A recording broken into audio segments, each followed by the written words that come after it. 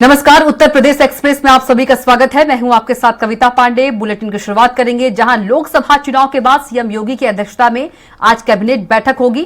गौरतलब है कि आचार संहिता लागू होने की वजह से कई अहम योजनाओं पर रोक लगी थी।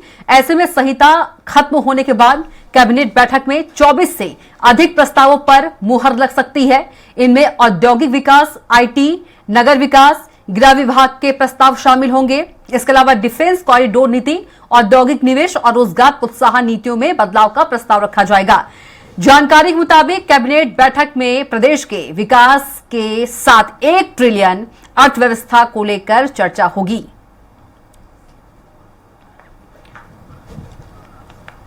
और चलिए ज्यादा जानकारी के साथ हमारे संवाददाता पवन से सीधे जुड़ गए हैं। पवन का रुख करेंगे। पवन, लोकसभा चुनाव के बाद यदि बात करें, योगी कैबिनेट की आज बैठक है और कई अहम प्रस्ताव पर मुहर लगेगी। वहीं कैबिनेट बैठक की बात करें तो प्रदेश के विकास के साथ 1 ट्रिलियन अर्थव्यवस्था पर भी चर्चा होगी। और क्या अपडेट इस खबर पर?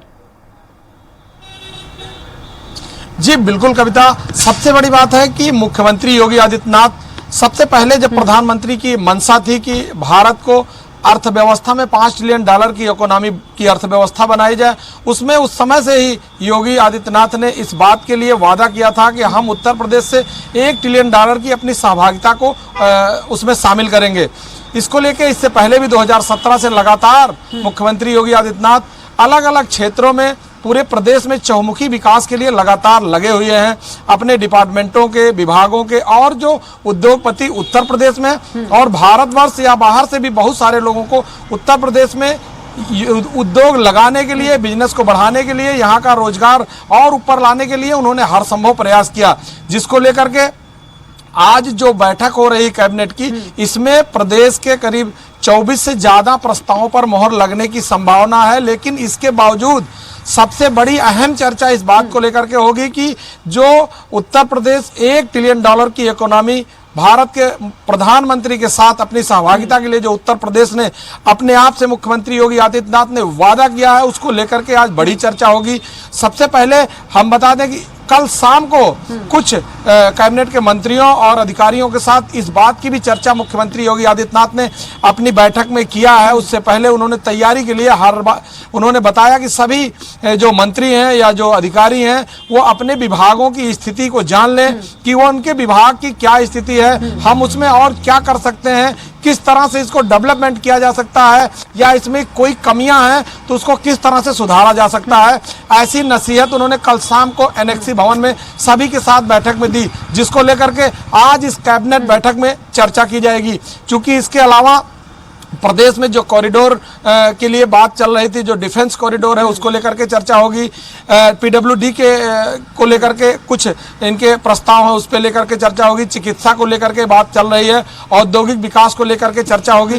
तो अगर देखा जाए तो मुख्यमंत्री योगी आदित्यनाथ लोकसभा चुनाव के बाद ये जो पहली कैबिनेट है ये काफी अहम है। इसमें सभी विभाग, सभी मंत्रियों से पूरी तरह से यह जानने का प्रयास करेंगे कि जो विकास की जो संभावना है, जो विकास की रेल आगे चल रही थी, उसमें कोई कमी तो नहीं आई है, कोई त्रुटि तो नहीं है, या कोई कमी है तो उसको किस तरह से दूर किया जाए, जिससे कि हमारी जो इकोनॉमी है उसको हम आबाद गति से इसको आगे ले जा सके। कविता, बिल्कुल पवन, लोकसभा चुनाव के बाद योगी कैबिनेट की पहली बैठक है और सीएम योगी जो है एक्टिव मूड में भी नजर आ रहे हैं।